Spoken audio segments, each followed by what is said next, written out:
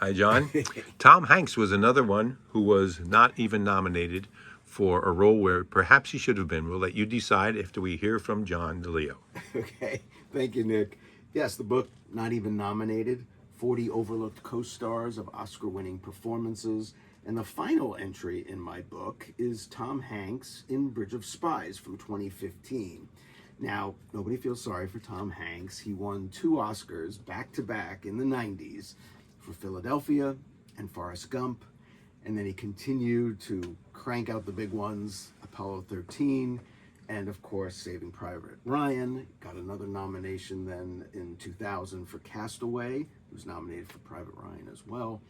And then he was still working and doing well, but then he kind of came into his own, I'd say, in a sort of second blast of excellence in the mid, around 2013 and the last really 12, 13 years, where he was kind of on fire, and Captain Phillips and Sully, and great as Mr. Rogers in A Beautiful Day in the Neighborhood, The Post, playing Walt Disney in Saving Mr. Banks. And then one of my favorites is Bridge of Spies from 2015, directed by Steven Spielberg. And the British actor Mark Rylance won as Best Supporting Actor as the Soviet spy. And Hanks, who, like I said, it's one of my favorite performances. Maybe it's not as showy as some things. It's kind of a Jimmy Stewart, Gregory Peck kind of role, based on a real incident. He's the lawyer sent to Berlin to negotiate a prisoner swap between the Soviet spy, played by Mark Rylance, and an American flyer who was downed. And so he's the guy the CIA sends. And it's a fairly understated performance, but it's so true, so human, so real, every moment of it. And Mark Rylance won for what is basically a remarkably deadpan performance, very low key, but one of those where you can't take your eyes off the guy. He's so mesmerizing. And even though he's playing a Soviet spy and Hanks is an American lawyer, they develop, I wouldn't say a friendship, but a kind of a connection on human terms that is quite affecting, and it enhances both of their performances.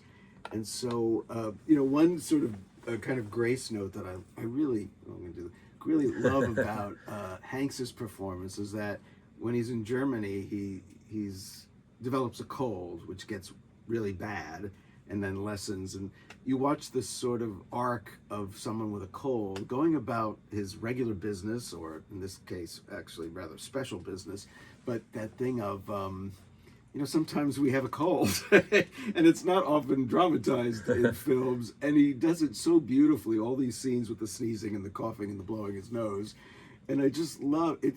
Not that he needed further humanization, but it does enhance the fact that he's just a guy. So there was deeper meaning to that. Well, it just feels like it makes it more real, that it's just not this reenactment of something that happened. He didn't get a cold and they just wrote into the script. It goes on and anyway, perhaps that's how it was instigated. But it's just it's the kind of real thing that you often don't see in film. And I just think Tom Hanks is remarkable in that we all kind of feel like we know Tom Hanks. Like if you walked in any room, you'd feel like you'd know how he'd be in the room, and he'd be our friend and he'd be friendly. And yet to have that kind of familiarity with the audience, and yet be able to make us believe he's anybody he wants us to believe, because some of those characters I rattled off are not Tom Hanks.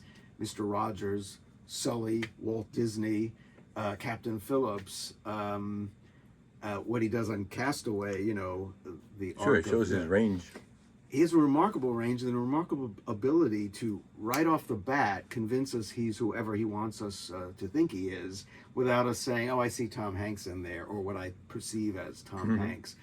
And that's hard to do the longer you're around, where people just sort of play to what they think people want them to be, or they just lose that something because they're so encased by success and what works, and they take fewer chances.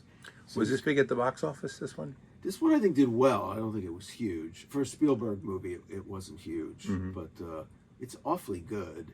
And I guess, sometimes movies, and this is 10 years old, if they're kind of done in like the old school style of a beginning, middle, and an end and a historical drama, people find them old fashioned, but they're so rarely done that I don't find them old fashioned at all. It's sort of like, wow, look, Spielberg can still make a movie like it's 1955, and it's intelligent, it's entertaining, you learn something, it's got movie stars, it's kind of got everything you kind of want, or at least what I want.